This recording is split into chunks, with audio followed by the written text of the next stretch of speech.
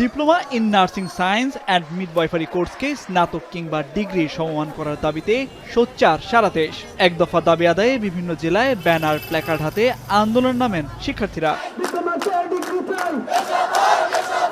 সোমবার সকাল 11টায় বরিশাল নগরীর সদর রোডের অশ্বিনী কুমার হলের সামনে মানববন্ধন করেন নার্সিং এবং মিডওয়াইফারির শিক্ষার্থীরা। অভিযোগ করেন, কোর্স সম্পন্ন করেও এইচএসসি উত্তীর্ণ হিসেবে তাদের বিবেচনা করা হয়। ইন্টার পাস করার পরে 4 বছর পড়াশোনা কমপ্লিট করার পরে কিভাবে ইন্টার পাস থাকে? যারা ডিপ্লোমা করতেছি এরা যাতে ডিগ্রির সমমানটা পায়।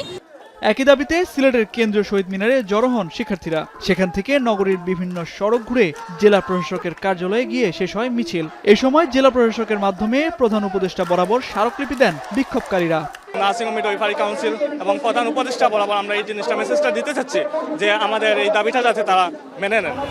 কেন্দ্রীয় কর্মসূচির অংশ হিসেবে ময়মনসিংহ মেডিকেল কলেজের সামনের সড়কে বিক্ষোভ মিছিল ও মানববন্ধন করেন শিক্ষার্থীরা। শিগগিরই দাবি আদায় না হলে কঠোর কর্মসূচির হুঁশিয়ারি দেওয়া হয়। নার্স হওয়ার পরবর্তী সময়েও আমাদেরকে ইন্টারমিডিয়েটের সমমানই রাখা হয়েছে।